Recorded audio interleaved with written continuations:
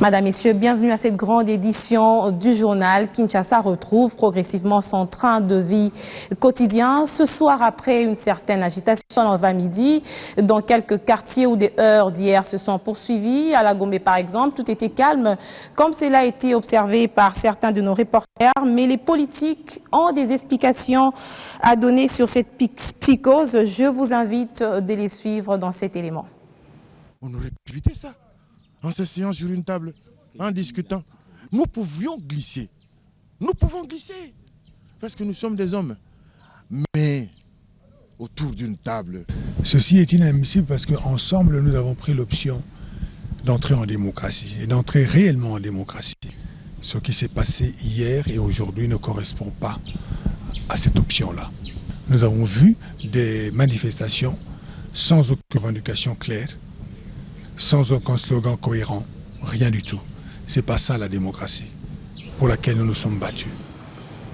Et à Mbinza Delvaux, il y a eu panique généralisée répandue cet avant-midi, avant le retour au calme, et des gens se sont ressaisis en vue d'empêcher que ne soient jetés des pierres sur boutiques des commerçants chinois et bus Transco. À la base de cette agitation, c'est la suite des échauffourées d'hier et la propagation d'une fausse rumeur.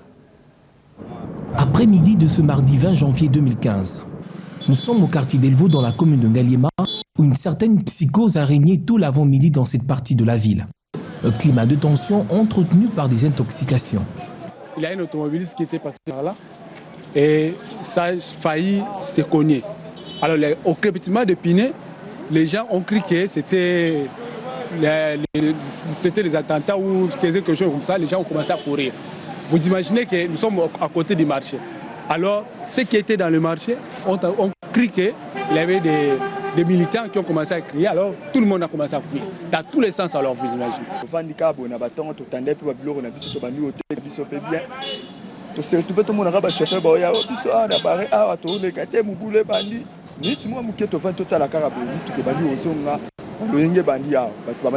Une situation alors très vite récupérée par quelques profiteurs mal intentionnés qui se sont livrés à des scènes de pillage et de casse. Puis passé, et puis les gens ont commencé à lancer des pierres.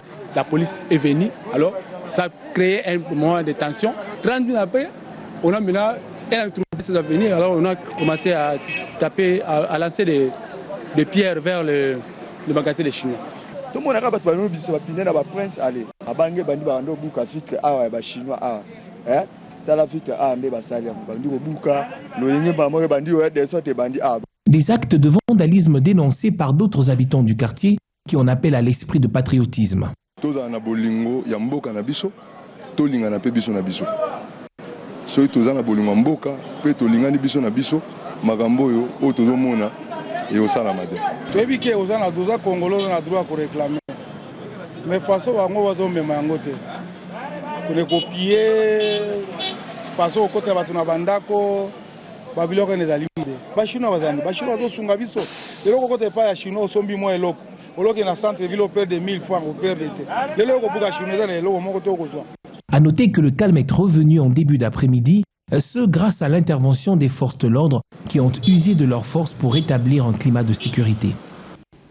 Retour au calme également à Goma. Nous sommes dans la province du Nord Kivu. La manifestation a cédé la place au calme et des autorités municipales rassurent tout le monde dans cette correspondance de Patrick Sialoa.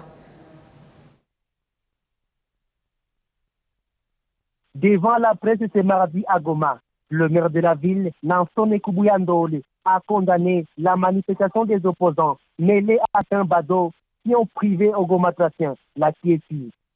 Après avoir fait la ronde de la ville, mais aussi faisant la lecture de la journée du lundi à la presse, Nansone Kubuyandole s'est félicité du comportement professionnel des policiers selon ses propres termes. Pour lui, je cite, il y a des policiers qui ont accepté d'être blessés par les projectiles des manifestants et des blessés ces derniers, a-t-il martelé. Le patron de ville qualifie de criminels tous ceux qui ont été arrêtés lundi dans la manifestation car ayant endommagé certaines écoles de la ville. Déjà ce mardi, ils ont été transférés au parquet pour répondre de leurs actes devant la justice, a déclaré Kubuyandole, tout en affirmant qu'il en fera de même pour tout celui qui osera de pousser la population à descendre dans la rue. Notons que ce mardi, tout était calme en ville de Goma après la journée de lundi, très mouvementée. Et quant au bilan des heurts qui ont émaillé la ville de Kinshasa hier, il a été dressé aujourd'hui par le vice-premier ministre, ministre de l'Intérieur et Sécurité. C'était au Sénat. Après les agitations observées lundi dans plusieurs coins de Kinshasa, l'heure est à l'établissement du bilan. D'après le vice-premier ministre en charge de l'Intérieur et de l'Aménagement du territoire, un agent de l'ordre a trouvé la mort et 3 manifestants sont tombés à la suite de ces échauffourées. Évariste Bochab annonce par ailleurs l'ouverture d'une enquête pour établir les responsabilités. Annonce faite ce mardi devant les sénateurs réunis en plénière pour l'examen et l'adoption du projet de loi électorale en seconde lecture. Un débat qui se déroule dans une ambiance particulière à Kinshasa où la psychose et l'intoxication gagnent encore du terrain. Les événements de lundi hantent encore les esprits, poussant quelques responsables d'écoles et d'universités à libérer élèves et étudiants. Mais la police est à pied d'œuvre. Elle s'est déployée sur la place Victoire, conduite par son commissaire général pour ramener ordre et quiétude dans la ville. Si ce sont des jeunes apolitiques qui ont tenté de piller un Mbinza aujourd'hui, la manifestation d'hier était une réponse à l'appel des leaders de l'opposition à la nouvelle loi électorale examinée aujourd'hui au Sénat. Je vous le disais à l'ouverture de cette édition, le texte a été présenté par Évariste Bochab. Il est soumis à la commission politique, administrative et juridique avant de revenir à la plénière pour adoption. C'est la dernière étape du projet de loi électorale avant sa promulgation par le chef de l'État. C'est ce mardi que les sénateurs ont donc entamé l'examen de ce texte. Ils ont fait appel au vice-premier ministre en charge de l'Intérieur et au directeur général de l'Office national d'identification de la population pour éclairer les zones d'ombre au sujet de cette loi en devenir. Il y a lieu aussi d'épingler les recommandations des concertations nationales dans les domaines des élections qui ont notamment mis en exergue l'obligation incombant à la Commission électorale nationale indépendante de fixer, dans le respect des compétences lui reconnues, les calendriers électoraux de manière à organiser en priorité les élections locales, municipales et urbaines avant celles provinciales, sénatoriales, législatives et présidentielles, en vue de consolider les équilibres politiques nécessaires au développement de la démocratie. Simulation des sièges de députés nationaux sur base d'une projection démographique de la population en 2010. Vous verrez que le découpage des circonscriptions ou la répartition des sièges n'a pas été juste. Parce que vous verrez qu'en 2011, il y a sous-estimation en ce qui concerne la ville de Kinshasa, qu'ici, les 9 millions qu'on lui attribue étaient réellement le fruit d'une identification effective telle que nous la proposons. Kinshasa aurait eu droit à 63 sièges et non pas à 51. Le débat général a été à la taille des élus avec des interventions poignantes.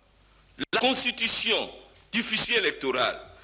Dans leur réponse aux préoccupations des sénateurs, les deux invités ont levé l'équivoque d'un quelconque glissement après 2016. Le texte a été envoyé à la commission PAJ pour examen approfondi. Cette dernière a jusqu'à jeudi pour présenter son rapport. Et face justement à tous ces tiraillements, le président de la commission d'intégrité et de médiation électorale se dit confiant dans l'avenir puisque lui-même et ses collègues tiennent à s'investir dans l'enracinement de la culture démocratique pour des élections apaisées. On l'écoute au micro de Bibi Chungoua. Assim a été créé dans un moment particulier de notre histoire. Et que c'était une chance parce que ce sont des chefs de confession religieuse qui ont créé cette structure qui est indépendante. Et donc, le séminaire atelier s'est tenu justement dans un contexte d'ébullition dans notre pays, il faut le reconnaître, particulièrement dans la ville de Kinshasa. Et c'est pour vous dire que nous ferons face à cette situation grâce à Dieu, nous ferons face. Je crois que la paix redeviendra dans notre pays, que nous sommes en contact avec les uns et les autres. Je vous ai dit, toutes les parties prenantes, tant de l'opposition et de la majorité présidentielle. Et nous sommes en contact avec eux, la société civile également. Nous faisons notre travail de fourmi. Et je l'ai dit, un médiateur, ce n'est pas quelqu'un qui fait de l'exhibitionnisme, mais qui dit sur la place publique ce qu'il est en train de faire en coulisses. Et donc, il y a des tractations en coulisses pour qu'on aboutisse à des résultats et qu'ils puissent sécuriser les uns et les autres pour que nous puissions connaître un processus électoral apaisé dans notre pays.